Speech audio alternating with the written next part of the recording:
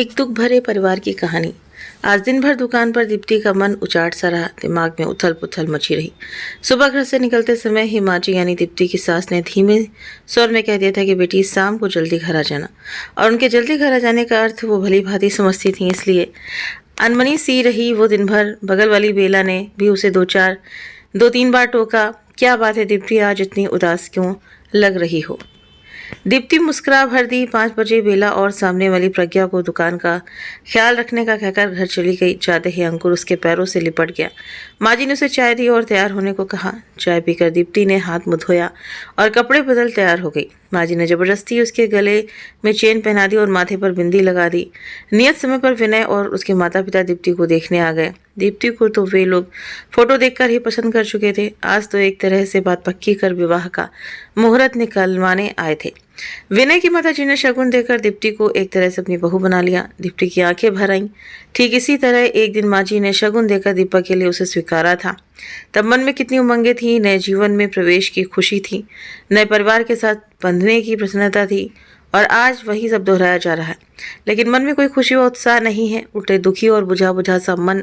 रात में अंकुर ने दीप्ति के गले में बाहें डालकर बड़े लाड से पूछा, मम्मी वो अंकल और दादा दादी कौन थे? वो तुम्हारे दादाजी के दोस्त और उनका परिवार था बेटा। दीप्ति ने उनके सिर पर प्यार से हाथ फेरकर कहा। अंकुर उसे चिपककर जल्दी ही सो गया, पर दीप्ति को देर रात तक नींद नहीं आई। 6 साल पहले ही तो दीपक से विवाह हुआ था। दीप्ति का प्यार करने वाला पति, दिन भर स्नेह बरसाने वाले सास ससुर पाकर दीप्ति को मानो दोनों जगह की खुशियां मिल गई थी। बचपन में ही दीप्ति के माता पिता की मृत्यु हो गई थी। वो माँ मम्मी के यहाँ पली बढ़ी। उन्होंने उसे बहुत अच्छे से रखा। फिर भी दीप्ति का मन किसी को माँ पिताजी कहने को तरसता रहता। शादी के बाद दीपक के माता पिता ने उन्हें भरपूर प्यार दिया। दीपक उनका इकलौता बेटा था। दीप्ति के रूप में उन्हें बेटी भी मिल गई। साल भर के अंदर ही अंकुर का जन्म हुआ। दीप्ति और दीपक के प्यार का अंकुर दीपक बेटी चाहता था। फिर भी वो बेटे के जन्म पर खुश हुआ। उसी ने बहुत लाड से उसका नाम अंकुर रखा। अपने नए परिवार में दीप्ति बहुत संतुष्ट और प्रसन्न थी। सबके प्यार व अंकुर के लालन पालन में वो अपने बचपन के अभावों और माता पिता की असमय हुई मृत्यु के हादसे को भूल गई थी। अब जीवन से दीप्ति को कोई शिकायत नहीं थी। हर तरह से सुख समृद्ध और संतुष्ट थी वो। लेकिन क्रूर होनी को दीप्ति का यह सुख रास नहीं आया। मामूली से बुखार में एक दवाई के रिएक्शन से दीपक की हालत ऐसी बिगड़ी कि मात्र 3 दिनों में ही वो चल बसा। दीप्ति का मस्तिष्क शून्य हो गया। 4 दिन पहले का हंसता खिलखिलाता दीपक यूं ही अचानक चला गया कि आज दुनिया में कहीं उसका नामो निशान तक बाकी ना रहा। दीप्ति की दुनिया उजड़ गई। नन्हे अंकुर का रोना भी उसको सुनाई नहीं देता था। मात्र 2.5 साल का ही तो था वो, और उसके सिर से पिता का साया उठ गया। दीपक के माता पिता ने अपने दिल पर पत्थर रखकर इस हादसे को बर्दाश्त किया और अंकुर और दीप्ति को संभालने में अपना गम भुलाने लगे। महीनों बाद दीप्ति थोड़ी संभली और अंकुर की देखभाल में अपना समय काटने लगी। उनके घर के पास ही एक छोटा बाजार था, जहाँ ऊपर वाली मंजिल पर महिला मार्केट था। वहाँ बहुत सारी गृहिणियाँ अपना व्यवसाय चलाती थीं। कोई पार्लर, बुटीक, तो कोई सिलाई, पेंटिंग क्लास। घरेलू काम से निवृत्त होकर औरतें अपनी अपनी दुकानों पर आ जाती। सब सहेलियाँ बैठी रहती, आपस में दुख सुख भी बांट लेती और कुछ रचनात्मक काम भी हो जाता। दीप्ति के ससुर जी ने भी उसे वहाँ एक दुकान दिलवा दी। दीप्ति नियम से अंकुर को स्कूल भेजकर दुकान पर आ जाती। दिन भर ग्राहकों में और आसपास की औरतों से बातें करने में बीत जाता। बेला और प्रज्ञा से तो उसकी अच्छी घनिष्ठता हो गई थी। अब वो फिर से सामान होने लगी थी, लेकिन माँ और पिताजी को उसके भविष्य की चिंता सताने लगी थी। वे उसके पुनर्विवाह के लिए लड़का ढूंढने लगे। उनकी चिंता भी स्वाभाविक ही थी, क्योंकि वो मात्र 26 साल की ही तो थी। अभी पहाड़ सी जिंदगी वो अकेले कैसे काटती। दीप्ति दोबारा विवाह करने के लिए बिल्कुल तैयार न थी, पर सास ससुर के तर्कों और याचना के आगे उसे झुकना पड़ा। 2-4 जगह खोज खबर के बाद उन्हें विनय और उसका परिवार बहुत अच्छा लगा। सारी बातें तय हो गई, विवाह की तिथि पक्की हो गई। तब एक दिन माँ ने बताया कि विनय अंकुर को अपनाने को तैयार नहीं है। दीप्ति पर तो मानो वज्रपात ही हो गया। उस मासूम से तो पिता का प्यार छीन ही लिया किस्मत ने, अब माँ भी छिन जाएगी। माँ, मैं ये विवाह नहीं करूँगी। मैं अंकुर से अलग नहीं रह सकती। विनय से कहिए अगर मुझसे विवाह करना है तो मेरे अंकुर को भी अपनाना पड़ेगा, वरना इस रिश्ते में मुझे कोई दिलचस्पी नहीं है। दीप्ति ने साफ सपाट शब्दों में कह दिया। ऐसा मत बोल बेटी, हम हैं ना अंकुर के साथ। सब जगह तुम्हारे विवाह की खबर हो चुकी है और मुझे विश्वास है कि तुम अपने अच्छे व्यवहार से विनय का मन जीत लोगी। तो एक दिन वो अंकुर को अवश्य अपना लेगा। तब अंकुर को माँ पिता दोनों मिल जाएंगे। माँ ने दीप्ति को समझाया। बेबस दीप्ति माँ के तर्कों के आगे हार गई और उनके गले लगकर रो दी। अंकुर के बारे में सोचकर उसका कलेजा मुंह को आने लगा। 15 दिन बाद ही एक सादे समारोह में दीप्ति और विनय का विवाह हो गया। उस दिन विनय के माता पिता दोनों के साथ रहे, फिर वापस दिल्ली चले गए। दीप्ति नए घर, नए परिवेश और नए रिश्ते में अपने आप को ढालने का प्रयत्न करने लगी। विनय बहुत समझदार, प्यार करने वाला और ध्यान रखने वाला जीवन साथी था। दीप्ति बहुत खुश थी, बस यही बात रह रहकर उसे कचोटती रहती थी कि काश विनय उसकी ममता की तड़प को भी समझ पाता और अंकुर को भी अपना लेता। वैसे दीप्ति को इस बात की तसल्ली थी कि विनय उसी शहर में रहता था। उसके ऑफिस जाते ही घर के काम करके वो अपनी दुकान पर चली जाती। स्कूल से अंकुर को भी पिताजी दीप्ति के पास छोड़ जाते। दोपहर भर दीप्ति अंकुर के साथ समय बिता लेती, उसे लाड प्यार कर लेती, लेकिन शाम को जब वो वापस घर आने लगती तब अंकुर वासा होकर उसका पल्लू पकड़ लेता। तब दीप्ति का कलेजा तार तार हो जाता। बड़ी मुश्किल से वो भरी आंखों से फिर मिलने का वादा कर उसे विदा लेती। रात भर अंकुर का रोता चेहरा उसके सामने घूमता रहता और वो सो नहीं पाती। कुछ महीने इसी तरह बीत गए। एक दिन दीप्ति को पता चला कि वो माँ बनने वाली है।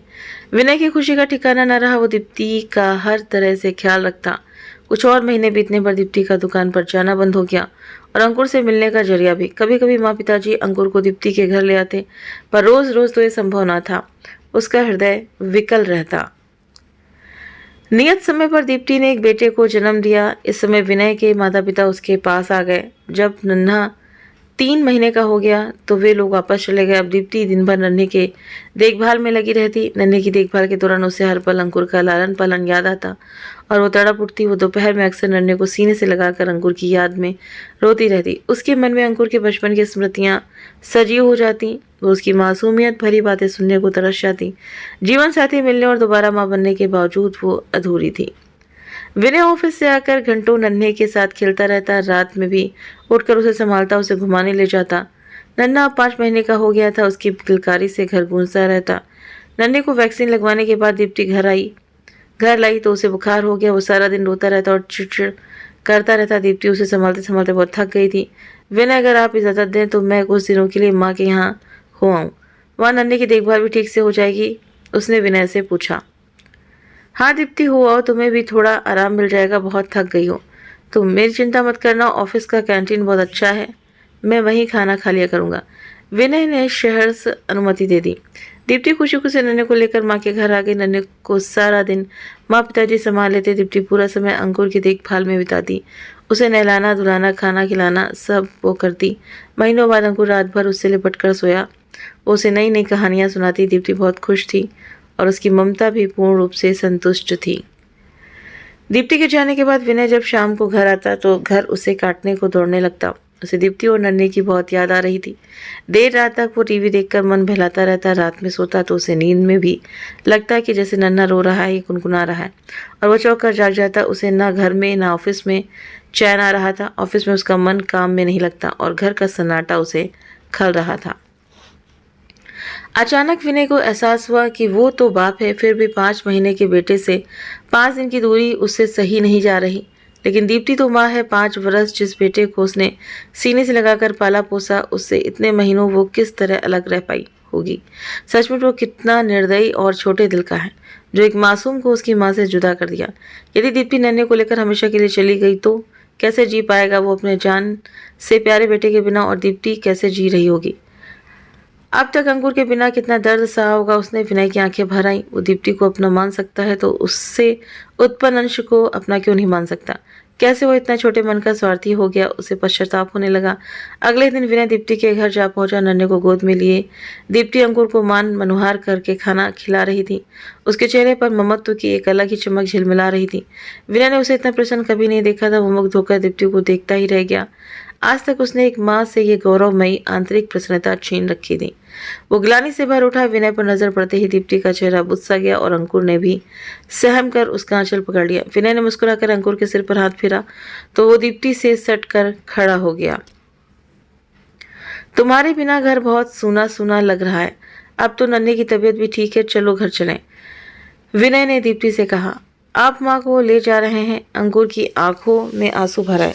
केवल माँ को ही नहीं बेटा, आपको भी घर ले जाने आया हूँ। अब से आप भी माँ के साथ ही रहेंगे, विनय ने प्यार से कहा। सच अंकल? अंकुर प्रसन्न हो गया।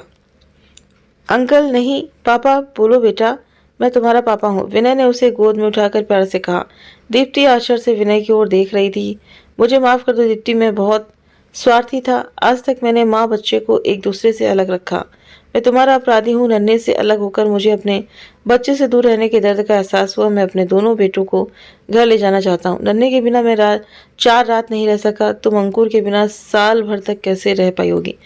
बस अब तुम्हें और तकलीफ नहीं दूंगा। विनय के स्वर में क्षमा याचना थी। दीप्ति इस अप्रत्याशित खुशी को पाकर रो ही पड़ी। मैंने कहा था ना बेटी, एक दिन सब ठीक हो जाएगा। माँ और पिताजी कमरे में आते हुए बोले। अंकुर विनय के गले से लिपट गया, नन्हे को सीने से लगाए। दीप्ति यह दृश्य देखकर भावविभोर हो गई। आज उसे लग रहा था उसका परिवार पूरा हो गया। तो उम्मीद करते हैं कि आपको कहानी जरूर पसंद आई होगी। वीडियो पसंद आए तो वीडियो को लाइक शेयर सब्सक्राइब करना ना भूलें। अब अपने कमेंट करके भी जरूर से जरूर बताएं। मिलते हैं नेक्स्ट वीडियो में आपसे नई कहानी के साथ में। Thank you.